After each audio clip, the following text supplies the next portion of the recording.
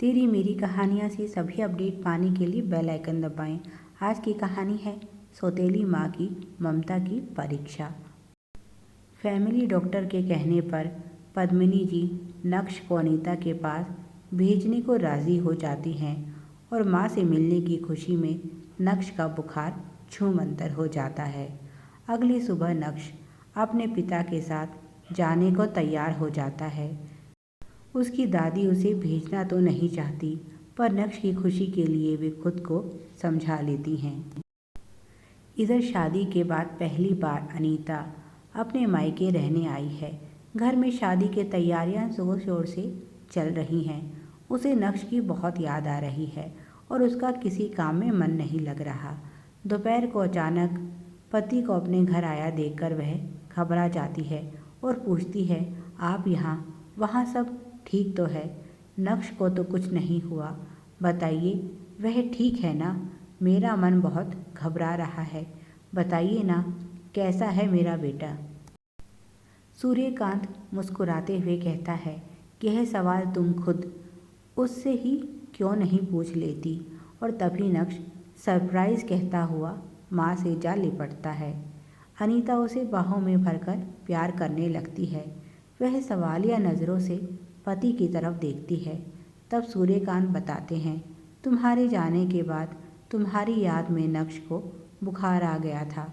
बस फिर इसकी खुशी के लिए माँ को मानना ही पड़ा। अनीता की माँ आगे आई और बोली, यह तो बहुत अच्छा किया समधन जी ने, क्योंकि जब से अनीता आई है तब से यह भी बहुत उदास है। इसे भी नक्श की बहुत याद आ रही थी। उन्होंने नक्श को गोद में उठाते हुए कहा, बेटा मैं हूँ तुम्हारी नानी, और आओ मैं तुम्हें तुम्हारे नाना, मामा, मौसी और बाकी सबसे मिलवाती हूँ। वे नक्श को अपने साथ ले गई। सूर्यकांत ने अनीता से कहा, अब नक्श की जिम्मेदारी तुम पर है। ध्यान रहे कोई गलती नहीं होनी चाहिए। समझ लो यह तुम्हारी ममता की परीक्षा है। अनीता बोली, आप बिल्कुल भी चिंता मत कीजिए, मैं अपनी जान से भी ज़्यादा नक्श का ध्यान रखूंगी। सूर्यकांत जी बोले, मुझे तुम पर पूरा यकीन है और जल्दी ही माँ को भी तुम पर यकीन हो जाएगा। सूर्यकांत नक्श को अनीता के पास छोड़कर चले गए। नक्श भी यहाँ आकर बहुत खुश था और शादी की सभी गतिविधियों को ध्यान से देख रहा था और माँ की सहायता भी कर रहा था। यह पहला मौका था जब 4 साल का नन्हा मुन्ना नक्श किसी शादी को देख रहा था, क्योंकि अपने माता पिता की शादी में तो वह छोटा था। ऊपर से दूसरी शादी होने के कारण यह शादी बहुत सादगी से हुई थी। नक्श की असली माँ मीनाक्षी की मौत कैंसर के कारण हुई। उस समय वह केवल 5 महीने का था। जब वह माँ के पेट में था उसी समय मीनाक्षी के कैंसर के बारे में पता चला, पर मीनाक्षी ने उस समय बच्चे की खातिर इलाज शुरू नहीं करवाया और नक्श के जन्म के बाद जब मीनाक्षी का इलाज शुरू हुआ तब वह चाहकर भी उसे समय नहीं दे पाई और इलाज के दौरान उसकी मृत्यु हो गई। ऐसी मुश्किल घड़ी में पद्मिनी जी ने सूर्यकांत के साथ साथ नक्श को भी संभाला। जब नक्श केवल 5 महीने का था तभी मीनाक्षी उसे छोड़कर चली गई। जिस बच्चे की खातिर मीनाक्षी ने अपनी जान दे दी, उस बच्चे की हिफाजत और परवरिश की जिम्मेदारी अब पद्मिनी जी की थी और इसीलिए उन्होंने सूर्यकांत की दूसरी शादी में इतना समय लगाया। बहुत कोशिशों और मेहनत के बाद उन्हें नक्श की दूसरी माँ के रूप में अनीता पसंद आई। अनीता की सगी मौसी पद्मिनी जी की बहुत अच्छी सहेली हैं।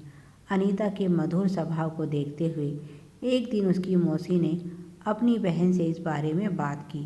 अनीता के माता पिता को सूर्यकांत और उसका परिवार पसंद आया। उन्हें अपनी बेटी के लिए ऐसा ही परिवार चाहिए था, क्योंकि खुद अनीता भी विधवा थी।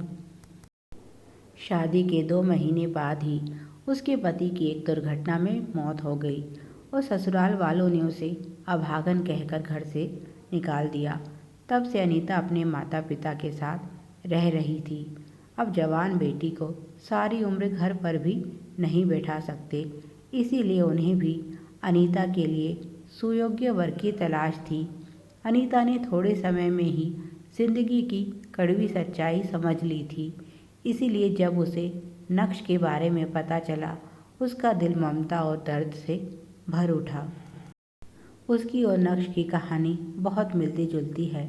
जैसे उसे माँ का प्यार नहीं मिला, ऐसे ही उसे भी पति का सुख नहीं मिला और लोगों ने उसे बेचारी अभागिन बना दिया। अनीता ने तय कर लिया, उसे पति का सुख मिले चाहे ना मिले, पर वह नक्श को माँ की कमी कभी महसूस नहीं होने देगी। और इस तरह से वह नक्श की दूसरी माँ बनकर इस घर में आ गई। इधर शादी का माहौल है, चारों तरफ खुशियां ही खुशियां हैं। बारात के चलने का समय हो गया है। अनीता ने नक्श को तैयार करके बेड पर बिठा दिया है और खुद तैयार हो रही है। बेड पर नक्श के पास अनीता का पर्स पड़ा है। वह पर्स के साथ खेलना शुरू कर देता है। अनीता खुद को शीशे में निहार रही है। तभी उसे शीशे में भयानक दृश्य दिखाई देता है और उसकी चीख निकल जाती है। खेल खेल में नक्श अपने मुंह में सिक्का ले लेता है जो उसके गले में अटक गया है। बच्चा नीला पड़ गया है। अनीता मदद के लिए चीख पुकार कर रही है। बाहर बैंड बाजे का शोर मचा है। किसी को उसकी आवाज़ सुनाई नहीं दे रही। वह अपनी तरफ से नक्श की सहायता करने की कोशिश करती है और उसकी पीठ पर थपकी देकर सिक्का निकालने की कोशिश करती है। उसी समय कुछ लड़कियां उसे बुलाने के लिए अंदर आती हैं और नक्श की हालत देखकर बाहर जाकर सब कुछ बता देती हैं। बाहर सब कुछ शांत हो जाता है और लोगों की आवाज़ें आने लगती हैं। कुछ बच्चे को लेकर जल्दी से डॉक्टर के पास पहुंचते हैं। अनीता भी उनके साथ है। वह लगातार नक्श की सलामती के लिए भगवान से प्रार्थना कर रही है और रो रही है। सही समय पर उपचार मिलने के कारण नक्श की जान बच जाती है और अनीता की जान में जान आती है। इधर घर पर कुछ अलग ही माहौल है। यहाँ सभी अनीता के अपने हैं। खुद वे ही उस पर शक कर रहे हैं। अरे बच्चे का ध्यान रखना चाहिए था। अगर संभाल नहीं सकती तो फिर दूसरे के बच्चे को यहाँ लाने की क्या ज़रूरत थी। इतने छोटे बच्चे को भला कौन पैसे देता है खेलने के लिए। कहीं उसने यह सब जानबूझकर तो नहीं किया। बच्चे से छुटकारा पाने के लिए लोगों में तरह तरह की कानाफूसी हो रही थी। कुछ औरतें बोल रही थी, अरे सौतेली माँ तो सौतेली ही होती है, अपना बच्चा होता तो ध्यान देती, दूसरे की औलाद का कौन ध्यान रखने लगा। ऐसे ही दुनिया में सौतेली माँ बदनाम नहीं है। देखो देखने में कितनी मासूम लगती है और छोटे से बच्चे के साथ ऐसी हरकत। कुछ बोल रही थी, अरे गलती तो उसके ससुराल वालों की है जो इसके भरोसे बच्चे को छोड़ गए। अनीता की माँ और मौसी यह सारी बातें सुनकर बहुत दुखी थी, क्योंकि वह दोनों ही जानती हैं अनीता ऐसी बिल्कुल भी नहीं है। वह तो सपने में भी किसी का बुरा नहीं सोच सकती और फिर नक्श तो उसे अपनी जान से भी प्यारा है। यह सिर्फ एक दुर्घटना थी जिसे लोगों ने साजिश बना दिया अपनी छोटी सोच से। जब अनीता नक्श के साथ वापस लौटी तो सभी की आंखों में उसके लिए नफरत और शंका थी। अनीता बहुत दुखी थी। उसके कारण भाई की शादी की खुशियों में ग्रहण लग गया। उसने माँ से कहा, मेरे कारण पहले ही बहुत देर हो चुकी है। आप सभी बारात के जाने की तैयारी कीजिए। मैं नक्श के साथ अपने कमरे में हूँ। माँ उसके मन की हालत अच्छी तरह से समझ रही थी। जिंदगी भर कदम कदम पर उनकी बेटी को अपनी ममता की परीक्षा देनी होगी। एक माँ के लिए यह कितना दुखदाई होता है, यह तो सिर्फ एक माँ ही समझ सकती है। अनीता कमरे में बैठी सोच रही है, जब इस घटना के बारे में उसकी सास को पता चलेगा तो वे भी उसे गलत ही समझेंगी और वह पति को क्या जवाब देगी। आज की घटना से डरा सहमा हुआ नक्श माँ का हाथ छोड़ने को तैयार ही नहीं।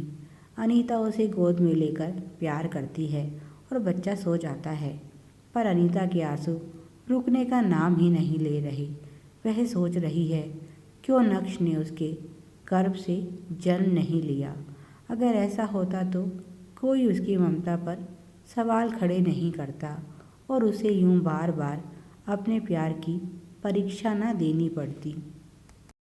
Please like, share and subscribe. Thanks for watching.